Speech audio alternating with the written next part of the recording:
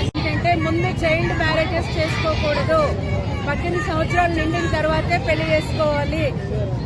తర్వాత వచ్చి child pregnancies, ఒకవేళ ఎక్కడైనా చైల్డ్ మ్యారేజ్ అయిపోతే టీనేజ్ ప్రెగ్నెన్సీస్ రాకూడదు. టీనేజ్ ప్రెగ్నెన్సీస్ రాకుండా 18 సంవత్సరాల వరకు ఎవరు గర్భం దాల్చకూడదు.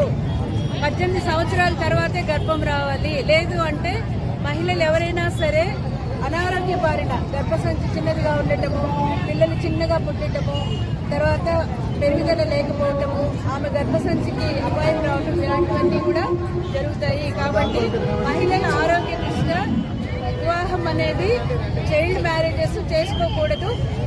18 సంవత్సరాల లోపల గర్భం దాచకూడదు. ఇది ముఖ్యంగా అందరూ కూడా స్టూడెంట్స్ అందరూ ఉన్నారు, అందరూ కూడా దీన్ని పాటించాలి. తర్వాత ముఖ్యంగా ఇప్పుడు మనం హెచ్పివి వ్యాక్సినేషన్ అనేది చేస్తున్నాము. 14 సంవత్సరాల పిల్లలందరికీ కూడా సర్వైకల్ క్యాన్సర్ రాకుండా మన జిల్లాలో 16,500 మందికి వ్యాక్సిన్ ఇస్తున్నాము. సోమవారం నుంచి మొదలవుతుంది వ్యాక్సిన్ అనేది. ప్రతి ఒక్కరూ 14 సంవత్సరాల పిల్లలందరూ కూడా ఈ వ్యాక్సిన్ వేయించుకోవాలి.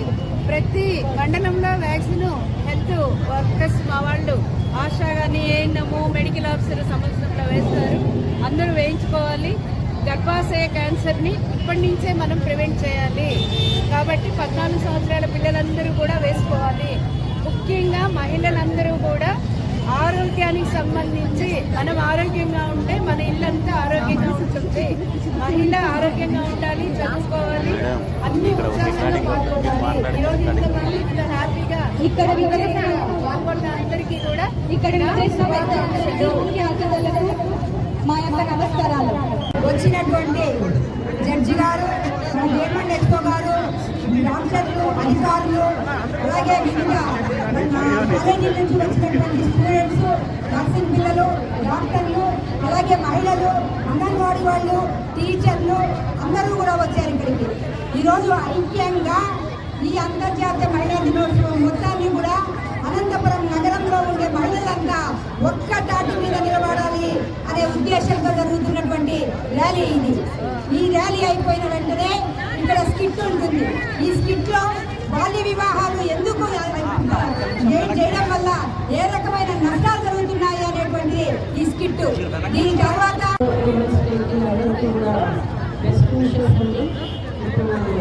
ఆరోగ్యం కాపాడుకోవాలి అనేది ముఖ్య అంశము. పిల్లలకి మనం జాగ్రత్తలు చెప్పాలి. ఈ ఏజ్ నుంచి కూడా వ్యాక్సిన్స్ వేస్తున్నారు అని ఎప్పుడే WHO గారు చెప్పారు. ఇదంతా కూడా మనం సద్వినియోగం చేసుకోవాలి. పిల్లల్ని ప్రొటెక్ట్ చేసుకోవాలి. ఆడపిల్లలు చైల్డ్ మ్యారేజెస్ చేసుకోకూడదు, చైల్డ్ ప్రెగ్నెన్సీస్ రాకూడదు. It is an offence also. Offence కూడా అవుతుంది. పిల్లల్ని ప్రొటెక్ట్ చేసుకునే ఒక విధానం కూడా ఇది. మనం అవన్నీ కూడా కరెక్ట్గా పాటించామనంటే పిల్లల్ని ప్రొటెక్ట్ చేసుకునే దిశలో మనం ప్రయాణించవచ్చు. అండ్ ఇంకొకటి ఈ year theme of celebration of international women's day ఏంటంటే గివ్ టు గెయిన్ అన్నది.